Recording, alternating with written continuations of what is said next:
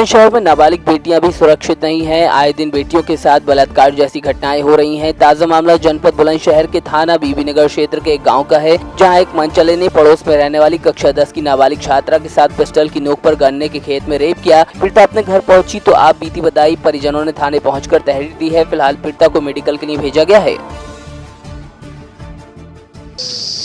मैं बाबा जी ने आवाज मारी थी तो मैं अपने बाबा ने कही पानी दे जा, तो मैं बाबा को पानी देने चली गई जी। फिर मैं आके लेट गई। मेरे एक अंकल तो आ गए, दूसरे वाले अंकल और आते जी। तो मैं तो लेट गई तो एकदम गेट पिटपिटाए। मैं कि अंकल आगे दिखा, मैंने कोई उठाया ना है घर के। मैं जाके गेट खोलने चली गई तो एकदम बाहर से एक आदमी आया, उन्होंने मेरा मुंह दबा लिया और मेरे कनपट्टी पे पिस्टल रख ली जी। और फिर मुझे खींच के खेत में ले गया। बदायूं जिला अस्पताल में स्वास्थ्य विभाग की लापरवाही से एक युवक की मौत हो गई। बताया जा रहा है कि थाना सिविल लाइन के जहानाबाद में पति पत्नी के झगड़े के बाद युवक तारा सिंह ने जहर खा लिया। हालत खराब होने पर परिजन जिला अस्पताल लेकर पहुंचे, जहां इलाज के अभाव में युवक की मौत हो गई। आरोप है कि तारा सिंह करीब 1.5 घंटे तक अस्पताल में जमीन पर बरामदे पर पड़ा रहा। ड्यूटी पर तैनात किसी भी स्वास्थ्य कर्मी ने उसकी ओर ध्यान नहीं दिया, लिहाजा इलाज के अभाव में उसने दम तोड़ दिया। जालौन की कोंच कोतवाली के मोहल्ला प्रतापनगर में एक शख्स ने समुदाय विशेष के युवकों पर गंभीर आरोप लगाए हैं। आरोप लगाने वाले आयुष गौतम की माने तो वो मंदिर गया था, तभी कुछ समुदाय विशेष के युवकों ने उसके साथ अभद्रता करते हुए जान से मारने की धमकी दी। उधर मामला 2 समुदायों से जुड़ा था, लिहाजा हिंदू संगठन के लोगों में रोष फैल गया। फिलहाल पीड़ित की शिकायत पर पुलिस ने कार्रवाई का आश्वासन दिया है। जालौन के कालपी नगर स्थित मोहल्ला हरिगंज में 50 वर्षीय महिला का शव मिलने से हड़कंप मच गया। मृतका के सर पर चोट के निशान हैं। मामले की जानकारी मिलने के बाद पुलिस मौके पर पहुंची। मृतका की पहचान कालपी निवासी गुर्रो के रूप में हुई है। उधर बेटी ने छंगे नाम के शख्स पर मां की हत्या का आरोप लगाया। फिलहाल पुलिस जाँच में जुटी है। रामपुर की स्वाट और सिविल लाइन थाना पुलिस ने 25,000 के इनामी बदमाश को गिरफ्तार किया है। पुलिस को सूचना मिली थी कि आरोपी एक घर में मौजूद है। मौके पर पुलिस पहुंची तो एक शख्स ने घर के अंदर से पुलिस पर फायर ठोक दिया। इस बीच बदमाश दूसरे मकान की छत पर कूदने के प्रयास में घायल हो गया। आरोपी के पास से अवैध तमंचा और कारतूस बरामद हुए हैं। वहीं घटना का फायदा उठाकर बदमाश को शरण देने वाला आरोपी फरार हो गया। बांदा के आरएन इंस्टीट्यूट के दर्जन भर छात्र छात्राओं को इस सत्र की छात्रवृत्ति प्रतिपूर्ति शुल्क वापस नहीं मिला है, जिससे फीस जमा नहीं होने की वजह से सेमेस्टर परीक्षा में बैठने की अनुमति कॉलेज प्रशासन ने छात्र छात्राओं को नहीं दी है और बीएड के स्टूडेंट्स का भविष्य अधर में लटक गया है, क्योंकि फीस नहीं जमा करने की वजह से कॉलेज प्रशासन उनको परीक्षा से बहिष्कृत कर रहा है। लिहाजा सभी स्टूडेंट्स बांदा के अशोक लाल मैदान पर अनशन पर बैठ गए हैं।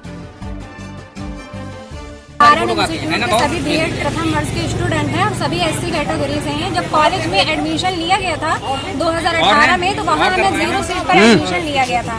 लेकिन आज जब परीक्षा 7 तारीख को हमारी परीक्षा लगी हुई है, उसके आज 1, 2, 3 दिन पहले कॉलेज वाले हमें परीक्षा में बैठने से इनकार कर रहे हैं और उनका कहना है कि आप 52,250 रुपये पूरी जमा करवाइए, तभी आपको परीक्षा देने को दी जाएगी, जबकि हमारे 0 बैलेंस पे एडमिशन हुआ था। इस बारे हम लोग डीएम सर से काफी पिछले सप्ताह से परेशान हैं, उनसे भी बात करने की कोशिश की है, पर वो बस सिर्फ इतना कह रहे हैं कि आपने प्राइवेट कॉलेज में एडमिशन ही क्यों लिया है, तो वो तो कमाई करेंगे ही, तो आप आगे जाके अपनी समस्या खुद सुलझाइए। इस वजह से, क्योंकि पेपर भी सर पे लगे हुए हैं, हम लोग सिर्फ इतना चाहते हैं कि हमारा जो भी दोनों साल का खर्चा है वो सरकार की तरफ से जैसे अभी तक गत वर्षों में दिया जाता रहा है वैसे दिया जाए और हमें हमारी बीएड की पढ़ाई करने में किसी भी प्रकार की बाधा न। पर अब बस वही तो सारी समस्या है, क्योंकि जब हम लोग रजिस्ट्रेशन करा के फॉर्म भी जमा करने जा रहे हैं तो कॉलेज वाले फॉर्म भी जमा करने से इनकार कर रहे हैं। उनका सीधा कहना है कि आप पूरी फीस लेकर आइए तभी हम करें। ये सब बीएड के छात्र छात्रा हैं, इनका फर्स्ट ईयर है, जो इनके स्कॉलर नहीं आया, जो स्कॉलर के माध्यम से ही इनकी शुल्क पूर्ति की जाती है। समाज कल्याण है, वो गरीबों के लिए, जो गरीब छात्र छात्रा हैं उनकी फीस भरता है और फीस के माध्यम से लोग अपनी पूरी फर्स्ट ईयर की फीस और सेकेंड ईयर की फीस भरते हैं। जो इस साल नहीं आई, जो हम एसडीएम साहब के पास गए तो बोले कि जो एससी कैंडिडेट है, एससी की छात्र छात्राओं को ये सुविधा उपलब्ध नहीं कराई जाएगी, मतलब स्कॉलर जो है दिया जाता था वो पूर्णतः बंद कर दिया गया। जो गरीब छात्र है वो कैसे पढ़ेगा, कैसे बीएड करेगा, तो ये समस्या लेकर हम डीएम साहब के पास 3-4 दिन से आ रहे हैं, जो सुनवाई नहीं हो रही है।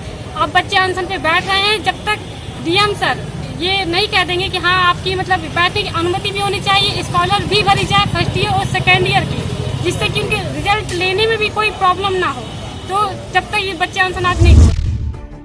बांदा में एम्बुलेंस के अभाव में एक बुजुर्ग की मौत हो गई। स्वास्थ्य विभाग को आईना दिखाने वाली ये तस्वीर बांदा के बबेरू सामुदायिक स्वास्थ्य केंद्र की है, जहां सड़क हादसे में घायल वृद्ध को समय से जिला अस्पताल ले जाने के लिए एम्बुलेंस नहीं मिली, लिहाजा इलाज के अभाव में वृद्ध ने दम तोड़ दिया। बलौदाबाजार जिले के टुंडरी गांव में एक मां और बेटे ने एलोवेरा की खेती के जरिए बेरोजगारों को रोजगार दिलाने के नाम पर करोड़ों रुपए की ठगी को अंजाम दिया। ठगी का शिकार हुए ग्रामीणों को उस वक्त पता चला जब मां बेटे घर में ताला डालकर फरार हो गए। गांव वालों ने ठगी की शिकायत बिलाईगढ़ थाने में की है। लीला वर्मा जो है और उनके वो बोली कि मैं गांव के महिला लोग का उन्नति करूंगी और कभी किसी महिला को मैं बेरोजगार नहीं रहने दूंगी। और उसके बाद बोल के हम लोग का झांसा देकर किसी से 70,000 किसी से ज़्यादा रकम लेकर फिर वो यहाँ से उनके और उनके जो बेटे हैं वो दोनों यहाँ से फिर फरार हो गए हैं। आपका कितना पैसा? मेरा 70,000 है।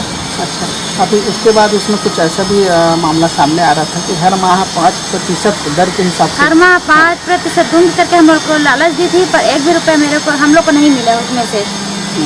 तो इसके बाद फिर आपको कैसे पता चला कि आपके साथ में ठगी हुआ है? जब वो यहाँ से भागी तो यहाँ हम लोग के साथ उसका 2 दिन तक फिर बात हुआ, फिर उसके बाद उसका मोबाइल स्विच ऑफ हो गया, फिर उससे हम लोग का बात ही नहीं हो रहा है।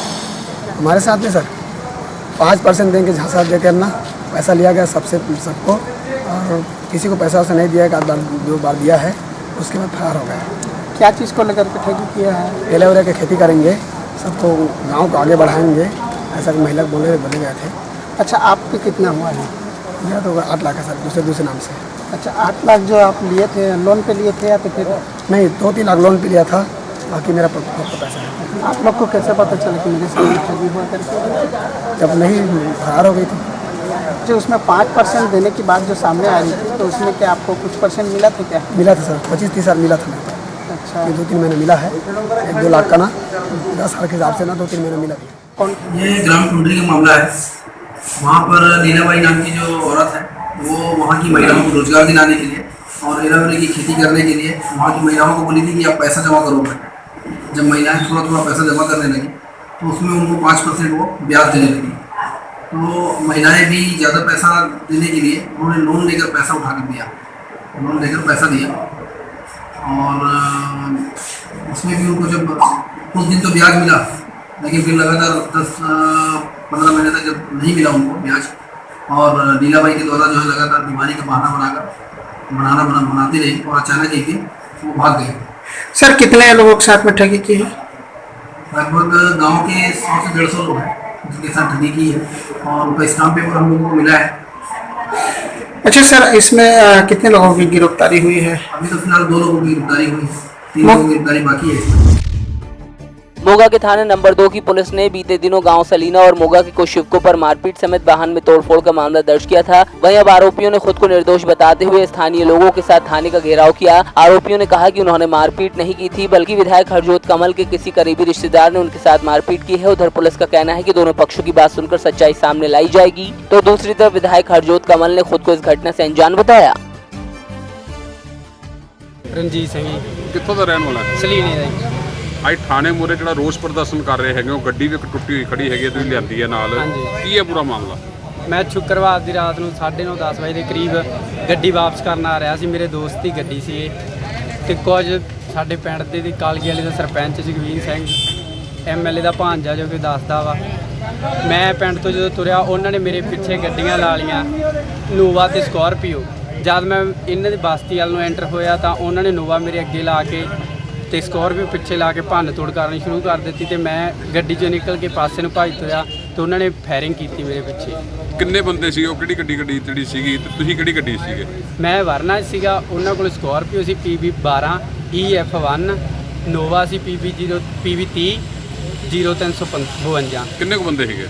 ਉਹ 20-25 ਜਾਣੇ ਸੀਗੇ। ਘਰਾਓ ਨੇ SHO ਨੂੰ ਮਿਲਣ ਗਏ ਸੀ ਸਿਟੀ ਸਾਊਥ ਨੂੰ। ਉਹਨਾਂ ਨੇ ਉਹਨਾਂ ਦੀ ਮੰਗ ਇਹ ਸੀ ਵੀ ਸਾਡੇ ਖਿਲਾਫ ਇੱਕ ਪਿਛਲੇ ਦਿਨ ਦੀ ਗੱਡੀ ਭੰਨਣ ਦਾ ਮੁਕੱਦਮਾ ਦਰਜ ਹੋਇਆ, ਤੇ ਉਹ ਇਹਨਾਂ ਦਾ ਕਹਿਣਾ ਹੈ ਵੀ ਇੱਕ ਰਣਜੀਤ ਸਿੰਘ ਨਾਂ ਦਾ ਮੁੰਡਾ ਉਹਦੇ 'ਤੇ ਗਲਤ ਮੁਕੱਦਮਾ ਦਰਜ ਹੋ ਗਿਆ, ਤੇ ਉਹ ਹੁਣ ਮੇਰੇ ਕੋਲੇ ਆਏ ਸੀਗੇ। ਮੇਰੇ ਨਾਲ ਉਹਨਾਂ ਨੇ ਗੱਲ ਵੀ ਕੀਤੀ ਹੈ, ਮੈਨੂੰ ਆਪਣੀ ਦਰਖਾਸਤ ਵੀ ਦੇ ਕੇ ਗਈ ਹੈ। ਮੈਂ ਉਹਦੀ ਪੜਤਾਲ ਕਰਾ ਲੂੰਗਾ, ਜੇ ਇਹਦਾ ਕੋਈ ਰੋਲ ਨਾ ਹੋਇਆ ਤਾਂ ਅਸੀਂ ਉਹਨੂੰ ਠੀਕ ਕਰਾਂਗੇ, ਤੇ ਜੇ ਇਹਦਾ ਕੋਈ ਵਿੱਚ ਕੋਈ ਰੋਲ ਆਉਂਦਾ ਹੋਇਆ ਤਾਂ ਤੀਸਰਾ ਅਸੀਂ ਚੈੱਕ ਕਰ ਲਾਂਗੇ, ਫਿਰ ਇਹ ਚਲਾਨ। ਪਹਿਲੀ ਗੱਲ ਤਾਂ ਮੈਨੂੰ ਕਿਸੇ ਨੇ ਆ ਕੇ ਦੱਸਿਆ ਨਹੀਂ ਵੀ ਕੋਈ ਪ੍ਰੋਬਲਮ ਹੋਈ ਹੈ। ਮੈਂ ਪਹਿਲਾਂ ਤਾਂ ਸਾਰਿਆਂ ਨੂੰ ਇੱਕ ਗੱਲ ਕਹਿਣੀ ਚਾਹੁੰਦਾ ਵੀ ਦੇਖੋ ਮੇਰੇ ਰਿਸ਼ਤੇਦਾਰ ਮੇਰੇ ਦੋਸਤ ਵੀ ਆ, ਸਾਰੇ ਇਸ ਸ਼ਹਿਰ 'ਚ ਰਹਿੰਦੇ ਆ, ਕਿਸੇ ਨੂੰ ਵੀ ਕਿਸੇ ਤੋਂ ਕੋਈ ਪ੍ਰੋਬਲਮ ਆ ਇੱਕ ਵਾਰੀ ਆ ਕੇ ਮੈਨੂੰ ਮਿਲੇ, ਉਸ ਤੋਂ ਬਾਅਦ ਜਿਹੜਾ ਕੋਈ ਧਰਨਾ ਮੁਜ਼ਾਹਰਾ ਜਿਵੇਂ ਤੋਂ ਤਸੱਲੀ ਨਾ ਹੋਵੇ। ਮੈਂ ਇਸ ਗੱਲ ਵਾਸਤੇ ਜਿਹੜਾ ਤੁਸੀਂ ਗੱਲ ਕਰ ਰਹੇ ਹੋ, ਕੋਈ ਪਰਚਾ ਦਰਜ, ਕੋਈ ਕੁੱਟਮਾਰ, ਕੋਈ ਗੱਡੀ ਭੰਨੀ, ਕੋਈ ਵੀ ਪੁਲਿਸ ਅਫਸਰ ਸਹੁੰ ਖਾ ਕੇ ਇਹ ਗੱਲ ਕਹਿ ਦੇਵੇ ਵੀ ਮੈਂ ਕਿਸੇ ਨੂੰ ਫੋਨ ਕੀਤਾ ਹੋਵੇ, ਮੇਰੇ ਦਫ਼ਤਰੋਂ ਕਿਸੇ ਨੇ ਫੋਨ ਕੀਤਾ ਹੋਵੇ, ਮੇਰੇ ਕਿਸੇ ਭੈਣ ਭਰਾ ਨੇ ਫੋਨ ਕੀਤਾ ਹੋਵੇ ਕਿਸੇ ਤੇ ਪਰਚਾ ਦਰਜ ਕਰਨੇ ਨੂੰ ਜਾਂ ਕਿਸੇ ਤੇ ਹੁੰਦਾ ਪਰਚਾ ਰੋਕਣ ਨੂੰ, ਉਹਦਾ ਤਾਂ ਮੈਂ ਜ਼ਿੰਮੇਵਾਰ ਹਾਂ। ਬਾਹਰ ਤੁਹਾਨੂੰ ਕੋਈ ਵੀ ਕਹਿ ਦੇਵੇ ਵੀ ਐਮਐਲਏ ਨੇ ਕਰਾਇਆ ਤੇ ਉੱਥੇ ਤੁਸੀਂ ਰੋਸ ਧਰਨਾ ਚੌਂਕ 'ਚ ਬਹਿ ਜਾਓ, ਇਹ ਫੇਅਰ ਨਹੀਂ ਹੈਗਾ। ਜਿਹੜੇ ਵੀ ਬੰਦੇ ਆ, ਮੈਂ ਉਹ ਬੰਦੇ ਜਾਂ ਤਾਂ ਮੈਨੂੰ ਸਿਰਫ ਰੌਲਾ ਪਾ ਕੇ ਬਦਨਾਮ ਕਰਨਾ ਚਾਹੁੰਦੇ ਆ, ਮੈਂ ਇਸ ਚੀਜ਼ ਨੂੰ ਸਟਰੋਂਗਲੀ ਮੈਂ ਕੰਡੈਮ ਕਰਦਾ। ਔਰ ਇੱਕ ਵਾਰੀ ਵੀ ਮੈਨੂੰ ਕਿਸੇ ਨੇ ਮਿਲਣ ਦੀ ਹਿਮਾਕਤ ਨਹੀਂ ਕੀਤੀ।